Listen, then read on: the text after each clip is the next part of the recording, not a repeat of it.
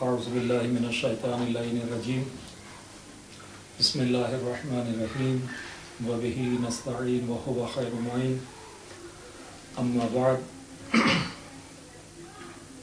ہماری یہ کتاب کہ جس کا آج ہم آغاز کر رہے ہیں المنطق کے عنوان سے ہے اور مرحوم محمد رضا مظفر کی تالیف کردہ یہ کتاب علم منطق کے موضوع پر ہے۔ مرحوم مظفر نے اس کتاب کو اپنے کالج کے اسٹوڈنٹس کے لیے، کالج کے طلاب کے لیے تالیف فرمایا تھا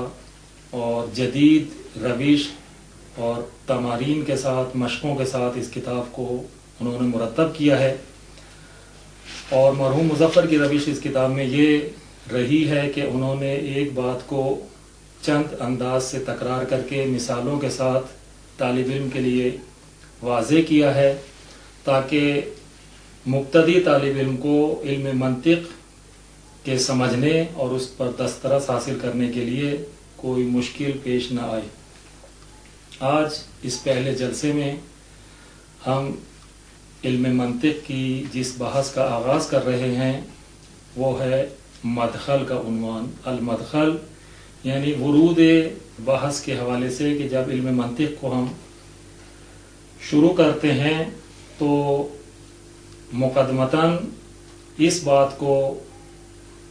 پیش کرتے ہیں، ضرورت پڑتی ہے کہ اصلاً علم منطق کو سیکھنے کی اور اس علم کو حاصل کرنے کی ضرورت کیا ہے۔ تو اس مدخل میں مقدمے کے طور پر اسی بحث کو عنوان کرتے ہوئے الحاجۃ الی المنطق کے عنوان سے اس بات کو بیان کر رہے ہیں مرحوم مظفر کہ انسان کیوں منطق کا نیازمند اور احتیاج اور ضرورت رکھتا ہے۔ فرماتے ہیں کہ خلق اللہ الانسان مفطورا علی النطق، کہ اللہ تعالیٰ نے انسان کو فطرتی طور پر فطرتاً نطق اور گویائی پر خلق فرمایا ہے۔ انسان فطرتاً بولنے والا ہے، قوت گویائی رکھنے والا ہے۔ وَجَعَلَ اللِّسَانَ آلَةً يَنطِقُ بِهَا، اور ساتھ یہ کہ جب اللہ تعالیٰ نے اس کو نطق کی صلاحیت فطرتاً ودیت فرما دی ہے تو آلہ نطق جو زبان ہے وہ بھی اللہ تعالیٰ نے اس کو دے دی ہے اور اس کی زبان کو بولنے کا آلہ قرار دیا ہے کہ انسان جب نطق کرتا ہے تو اپنی اس زبان کے ذریعے سے تکلم کرتا ہے، نطق کرتا ہے۔ وَلَكِنْ مَعَ ذَلِكَ يَحْتَاجُ إِلَى مَا يُقَوِّمُ نُطْقَهُ، لیکن اس کے باوجود کہ اللہ تعالیٰ نے اس کو فطرتاً بولنے والا، قوت گویائی رکھنے والا پیدا کیا اور زبان جیسا آلہ بھی اس کو دے دیا، اس کے باوجود ہم دیکھتے ہیں کہ یحتاج الی ما یقوم نطقہ، کہ انسان محتاج اور نیازمند ہے ایسی چیز کا کہ جو اس کی اس نطق کو قوام دے، اس کی اس نطق کو استوار کرے، اس کی اس نطق کی اصلاح کرے۔ وہ یصلحہ، اس کی نطق کو قوام دے اور اس کی نطق کی اصلاح کرے۔ یعنی ضروری نہیں ہے کہ انسان جب فطرتاً بولنے والا ہے تو صحیح بھی بولے، بلکہ ضروری ہے ایسی چیز کہ جو اس کی نطق کو صحیح جہت دے، اس کی نطق کی اصلاح کرے۔ لِيَكُونَ كَلَامُهُ عَلَى طِبْقِ اللغة التي يتعلمها، تاکہ ہو جائے اس انسان کا کلام اس زبان کے مطابق کہ جس کو وہ سیکھتا ہے۔ تو پس ضروری ہے کہ ہر انسان جو بھی زبان بولتا ہو اس کے لیے اس زبان میں کلام کرنے کے لیے ضروری ہے کہ کوئی ایسا قانون اور کوئی ایسا قانون سکھانے والا ہو کہ تاکہ وہ زبان جو بول رہا ہے وہ قاعدے کے مطابق ہو، اس قانون کے مطابق ہو۔ کس لحاظ سے؟ من ناحیت ہیئات الالفاظ و موادہا، دو لحاظ سے اس کی زبان کو، اس کے اس کلام کو صحیح ہونا چاہیے۔ ایک الفاظ کی شکل و صورت اور ہیئت کے لحاظ سے کہ اس کے الفاظ کس شکل و صورت کے ہوں تاکہ وہ کلام صحیح گرامر کے لحاظ سے معنی کو ادا کر سکے، اور دوسرا یہ کہ اس کا مواد اور میٹیریل کون سا ہو، کون سے الفاظ کس معنی پر صحیح دلالت کرتے ہیں اور کس صورت میں صحیح دلالت کرتے ہیں؟ پس الفاظ کی حیت، شکل و صورت اور حیت، اور الفاظ کا مادہ، دونوں جہت سے اس کو ضرورت ہے کہ وہ جس لغت اور جس زبان کے مطابق بھی گفتگو کرنا چاہتا ہے اس الفاظ کی شکل و صورت اور اس کے مواد سے، اس کے مادہ سے آشنائی رکھتا ہو۔ فَيَحْتَاجُ، پس یہ انسان محتاج ہے اولاً پہلے درجے پر، إِلَى الْمُدَرِّبِ الَّذِي يُعَوِّدُهُ عَلَى مُمَارَسَتِهَا، ایسے سکھانے والے کا نیاز مند ہے، ایسے سکھانے والے کا محتاج ہے کہ جو اس کو تمرین کرائے، اس کو عادت ڈالے اس کی مشقوں پر، یعنی ان الفاظ کی مشقوں پر، ان کے الفاظ کی شکل و صورت کیسی ہو اور الفاظ کا مادہ کیسا ہو، اس کی مشق کرنے پر اس کو عادت بنا دے، اس کو تمرین کرا دے تاکہ وہ پختہ ہو جائے۔ وثانیاً، اور دوسرے درجے پر محتاج ہے ایسے الی قانون، ایک ایسے قانون کی طرف، یرجع الیہ یاسم لسانہ، کہ وہ رجوع کرے انسان اس قانون کی طرف، لیاسم لسانہ، تاکہ وہ قانون اس کی زبان کو بچائے، عن الخطأ، بولنے میں خطا سے، اشتباہ سے، کہ جب انسان کسی بھی زبان کو بولتا ہے اگر قانون کی رعایت نہیں کرے گا تو یقیناً خطا کا شکار ہوگا، لیکن اگر قانون کی رعایت کرتے ہوئے وہ کلام کرے گا تو اس کا کلام ہمیشہ اشتباہ اور خطا سے دوچار نہ ہوگا بلکہ اشتباہ اور خطا سے دور ہوگا۔ اور یہ قانون جو ہے وذالک هو النحو والصرف، اور یہ قانون جو ہے صرف و نحو کا قانون ہے۔ ہر زبان میں اپنے ہی اس زبان کے لحاظ سے یہ قوانین ہوتے ہیں، خواہ ان کو صرف و نحو کا نام دیں جیسے عربی میں ہے، یا اس کو اس زبان کے گرامر کا نام دیں۔ ہر زبان میں یہ گرامر اور یہ صرف و نحو کے قوانین ہوتے ہیں کہ جن کی رعایت کرنا ضروری ہوتا ہے۔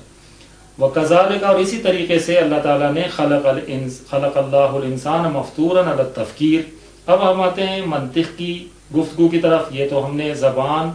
کے بولنے اور صرف و نحو کے قوانین کی رعایت کرنے کے حوالے سے گفتگو کی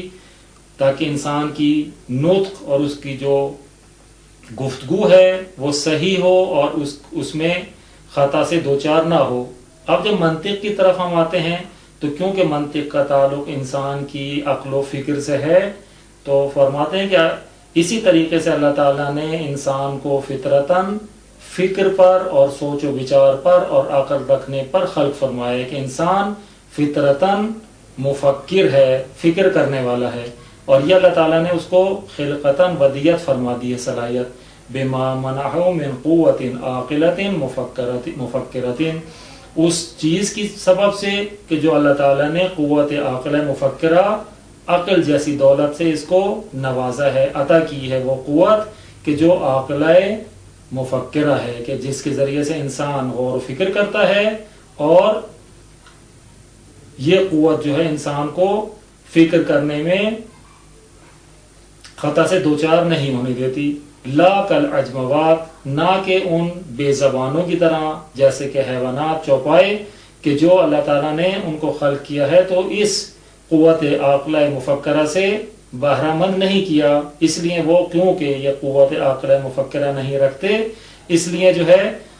ہم ان کو کہتے ہیں کہ وہ بے زبان ہیں، اگرچہ ان کی زبان ہوتی ہے لیکن کیونکہ اپنی زبان میں قوت گویائی نہیں رکھتے، کہ جو قوت گویائی جیسا کہ انسان کو اللہ تعالیٰ نے عطا کی ہے کہ وہ الفاظ کو مجموعہ کی شکل، جملات کی شکل دے کر اپنے مافی ضمیر کو بیان کر سکتا ہے، حیوانات جو بے زبان ہیں ان کو یہ اللہ تعالیٰ نے صلاحیت نہیں دی۔ اسی طریقے سے اللہ تعالیٰ نے ان کو عقل و فکر کی طاقت سے بھی نہیں نوازا، لیکن اس کے باوجود کہ اللہ تعالیٰ نے انسان کو فطرتاً فکر کرنے والا خلق فرمایا، مع ذالک نجدہ کثیر الخطاء فی افکارہ، لیکن اس کے باوجود کہ انسان فطرتاً فکر کرنے والا خلق کیا گیا ہے، اللہ تعالیٰ نے خلق فرمایا ہے، نجدہ، ہم اس انسان کو پاتے ہیں کہ وہ اپنی افکار میں بہت زیادہ خطا کرنے والا ہے، بہت زیادہ خطا کا شکار ہو جاتا ہے۔ فَيَحْسَبُ مَا لَيْسَ بِعِلَّةٍ عِلَّةً، پس وہ انسان گمان کرتا ہے اس چیز کو جو علت نہیں ہے، علت یعنی ایک چیز جو کسی کے لیے علت واقع نہیں ہو رہی ہوتی، کیونکہ فکر کرنے میں خطا کا شکار ہوتا ہے، خطا میں مبتلا ہوتا ہے، لہذا اس چیز کو وہ جو علت نہیں ہے علت سمجھنے لگتا ہے۔ وَمَا لَيْسَ بِنَتِیجَةٍ لِأَفْكَارِهِ نَتِیجَةً، اور وہ چیز جو اس کی افکار کا نتیجہ نہیں ہے اس کو نتیجہ فکر کرنے لگتا ہے، نتیجہ سمجھنے لگتا ہے، باوجود کہ اس کی فکر کا نتیجہ وہ چیز نہیں ہوتی، لیکن کیونکہ فکر کرنے میں خطا کا شکار ہوتا ہے تو اس لیے اس کو نتیجہ سمجھنے لگتا ہے۔ وَمَا لَيْسَ بِبُرْهَانٍ برہان، اور اسی طرح جو چیز برہان اور استدلال نہیں ہے اس کو برہان اور استدلال خیال کرنے لگتا ہے۔ وَقَدْ يَعْتَقِدُ بِأَمْرٍ فَاسِدٍ أَوْ صَحِيٍّ مِّن مُقَدِّمَاتٍ فَاسِدَةٍ، اور کبھی وہ جو ہے کسی ایسے فاسد امر کا یا صحیح امر کا اعتقاد پیدا کر لیتا ہے، لیکن اس فاسد یا صحیح امر کا جو مقدمات ہوتے ہیں وہ فاسد ہوتے ہیں، لہٰذا ان مقدمات فاسدہ کے نتیجے میں خواہ وہ جس امر کا اعتقاد کر رہا ہے فاسد ہو، حتیٰ کہ خواہ صحیح ہو، کیونکہ مقدمات فاسدہ ہیں، نتیجہ یہ ہوگا کہ وہ جس امر کا اعتقاد پیدا کر رہا ہے وہ بھی فاسد ہی ہوگا، وہ بھی صحیح نہ ہوگا۔ لہٰذا ضروری ہے کہ جب فکر کرے تو مقدمات فاسدہ کو ترتیب نہ دے، کیونکہ جو چیز مقدمتاً فاسد ہے تو اس کا نتیجہ بھی فاسد ہی ہوگا۔ وہکذا، اور اسی طریقے سے انسان کو ہم دیکھتے ہیں کہ وہ بہت ساری چیزوں میں خطا کا شکار ہوتا ہے۔ فَهُوَ إِذًا، پس اس وقت کہ جب انسان مختلف موقعوں پر خطا کا شکار ہوتا ہے، خطا میں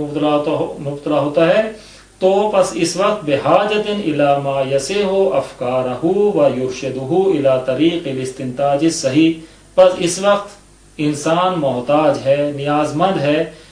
ایسی چیز کی طرف کہ جو اس کی افکار کی تصحیح کرے، اس کے فکر کو صحیح کرے، و یرشدہ، اور اس کی رہنمائی کرے ایک ایسے طریقے کی طرف کہ جو صحیح نتیجہ گیری کا طریقہ ہے، صحیح نتیجہ اخذ کرنے کے طریقے کی طرف اس کی رہنمائی کرے۔ وَيُدَرِّبُهُ عَلَى تَنظِيمِ أَفْكَارِهِ وَتَعْدِيلِهَا، اور